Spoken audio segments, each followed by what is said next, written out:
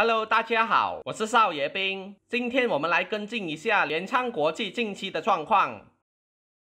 上一次我们说到 CIMB 因为全球经济疲软、中美贸易战、新冠肺炎爆发等等的不利因素，导致到其股价从7令吉以上往下跌至4令吉嘛。结果在随后的半年中，进一步下滑至3令吉以下，简直就是促销大减价的价格。然而，由于人性都是趋向于正向思维，也不会有人愿意去接往下坠的刀子，所以大部分人在这段时间并没有去理会银行股，反而是更倾向于每天在创新高的手套股。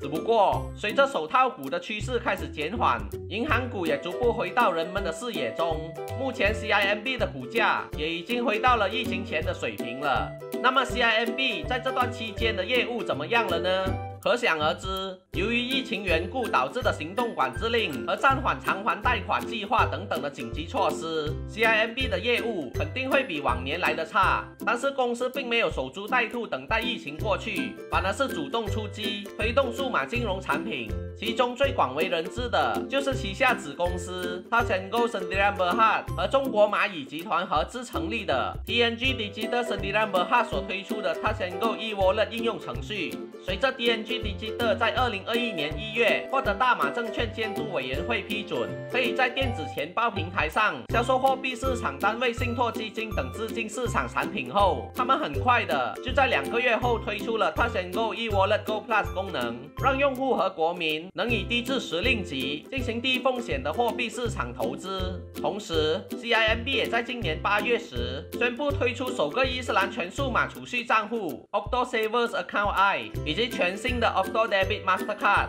让新客户直接在线上开户和注册，可以在疫情期间进一步保护客户的健康。除此以外 ，CIMB 的联营公司 CGS CIMB Securities 也在近期宣布跟 Permata Digital Berhad 合作，开发并向市场推出数字金融服务。以上的种种活动都证明这 CIMB 正在积极努力的向数码领域迈进，这也难怪其股价从今年开始就一直在不断的攀升。只不过近期的季度业绩竟然出现业绩炸弹，录得1亿令吉的净亏损，究竟是怎么一回事呢？我们现在就去了解看看这季度的报表。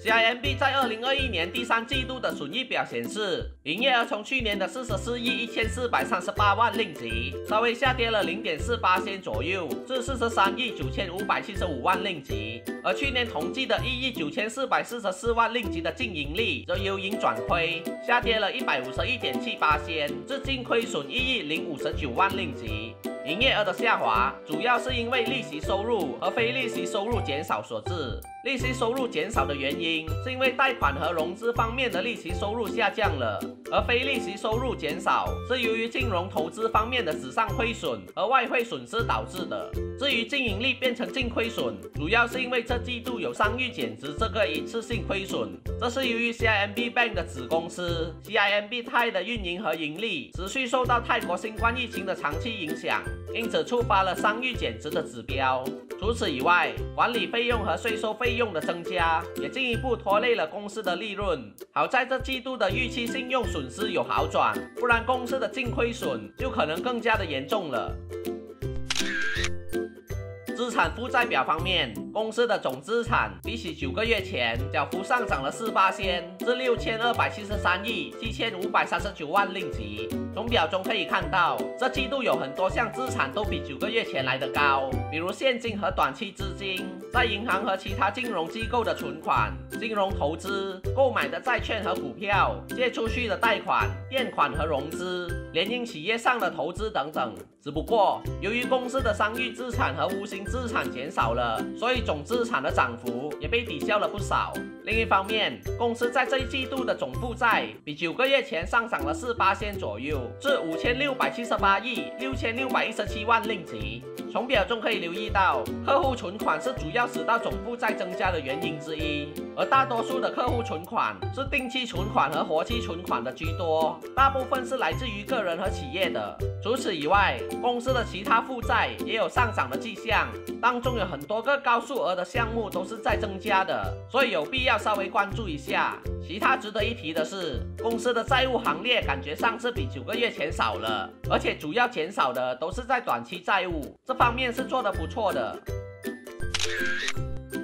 至于现金流表 ，Operating Activities 的现金流入在这一季度比去年同季减少了53%，至182亿5789万令吉。从表中可以了解到，现金流入减少是因为公司这季度在营运资产中有大量现金流出了，再加上税务费用也比去年同季来得多，所以公司的 Operating Activities 现金流入被削弱了不少。除此以外 ，Investing Activities 的现金流出就比去年同季下降了61%左右，至102亿5032万令吉的现金流出。从表中可以发现，公司在这季度减少了金融投资上的购置程度。Financing Activities 的现金流出也是比去年同季下滑的，下降了大约45%左右，至41亿5835万令吉的现金流出。从表中可以看到，公司减少了大量的股息派发，而赎回债券、回交债券以及债权证。同时，公司也另外发行新的债券、回交债券以及债权证，来获得更多现金流入量，所以这季度的现金流出才得以减少。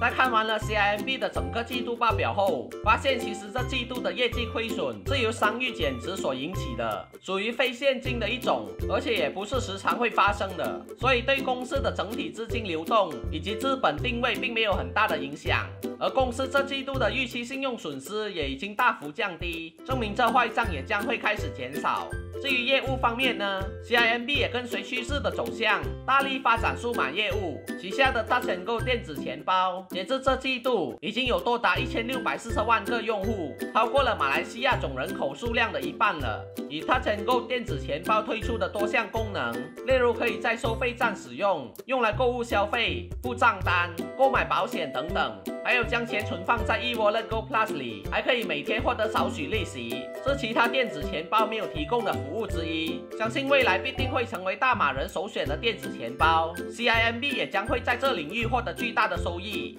那看回去 CIMB 的股价已经从底部反弹上来80%了。各位观众，你们觉得现在的价格是贵还是便宜呢？好啦，我们今天就先聊到这里。喜欢我这次的影片，请记得帮我点个喜欢。想要持续追踪我的话，也欢迎订阅我，或是到我的 Facebook 粉丝专页按赞。那我们下期再见啦，大家拜拜。